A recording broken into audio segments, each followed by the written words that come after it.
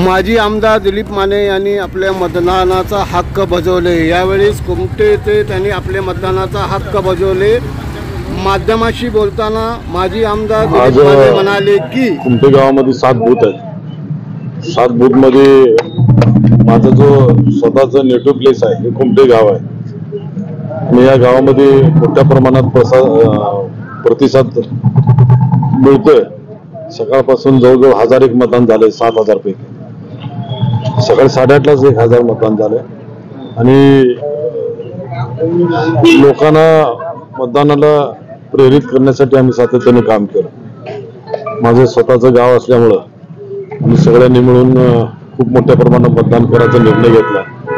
त्या गावात 80% मतदान होईल। बाहेर गावाला खूप लोक असल्यामुळं ते येऊ शकले नाही, पण या निवडणुकीच्या माध्यमातून एक असा निरोप देतो, सगळ्यास विनंती करतो की आपण मतदानाला सगळ्यांनी जावं आणि लोकशाही आपण टिकवावी। ज्यांनी संविधान बदलाचं भूमिका घेतली होती त्याला आपण प्रकट विरोध करावा असं मी सगळ्यांना विनंती। 400 पार होते।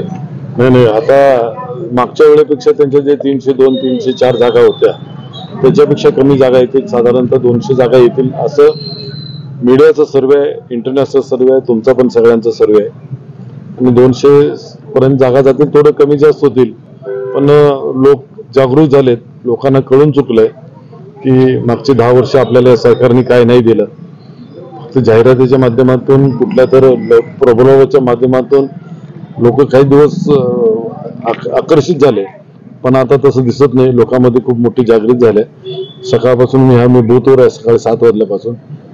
एवढा मोठा प्रतिसाद याच्यापूर्वी मिळाला नव्हता, माझ्या निवडणुकीला होता, त्यानंतर आताच मिळतोय। ही अतिशय दुर्दैवी घटना आहे। जातीपातीचं राजकारण सोलापूरला कधी अशी घटना घडली नाही। काही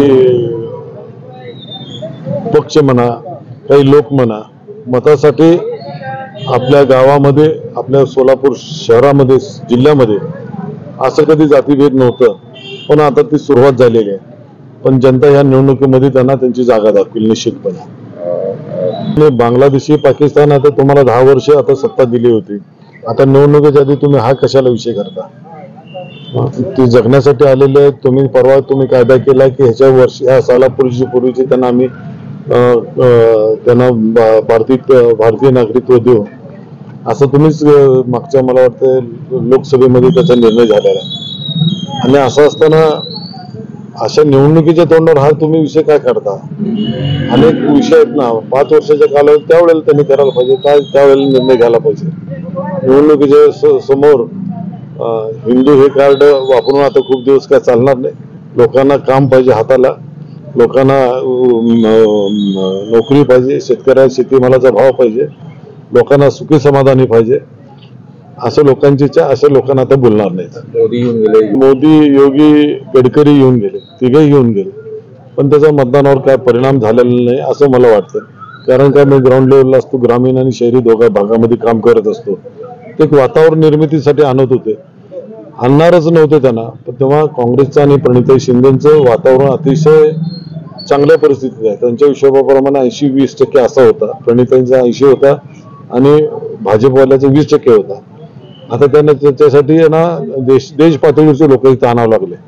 म्हणजे खूप लोक, हैदराबादचे लोक आले, मोदी साहेब आले, अमित शहा यांनी, योगी आले, गडकरी साहेब आले आणि आपल्या महाराष्ट्रात कधी एवढ्या मोदीजींची सभा होत नव्हत्या, पण आपल्या इथं शेजारच्या ओमराजेंच्या मतदारसंघात झालं, बारामतीत झालं, पुण्याला झाली, कोल्हापूरला सभा झाली। म्हणजे एवढं ती भिलेत की पहिल्या 2 टप्प्यामध्ये आपल्याला मतदानाचा प्रतिसाद खूप कमी मिळाला आहे। आपण एवढं जागृत करून, एवढं मतदार याद्यामध्ये नाव घालून, त्यांची यंत्रणा राबवून, विशिष्ट समाजाच्या मतदार याद्याची यंत्रणा राबवण्यासाठी ते काम केलं, त्याचा काय उपयोग दिसत नाही। म्हणून हे त्यांच्या दौऱ्यात झालं, पण दौऱ्याचा काय परिणाम होणार नाही।